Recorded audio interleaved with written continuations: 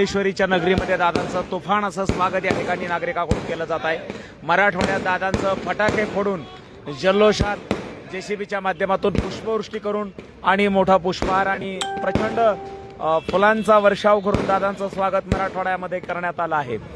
अखेर पश्चिम महाराष्ट्रातला झंझावाती दौरा आटोपून संघर्ष योद्धा माननीय मनोजदादा जरांगे पाटील आता मराठवाड्यात दाखल झाले आहेत।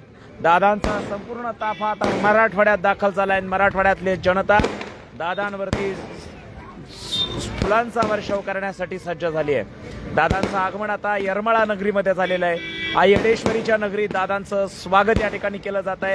फटाके फोडले जात आहेत, आदल्या फोडल्या जात आहेत आणि लहान थोरांकडून संघर्ष योद्धा माननीय मनोजदादा जरांगे पाटील यांचं महिला भगिनींकडून राखी बांधून या ठिकाणी स्वागत सुरू आहे।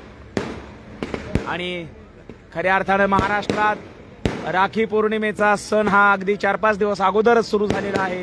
कारण महाराष्ट्रातल्या लाडक्या बहिणी आपल्या लाडक्या भावाला या ठिकाणी राखी बांधत आहेत, दादांचं स्वागत करताय, दादांना उदंड निरोगी दीर्घायुष्याच्या शुभेच्छा आणि आशीर्वाद देत आहेत।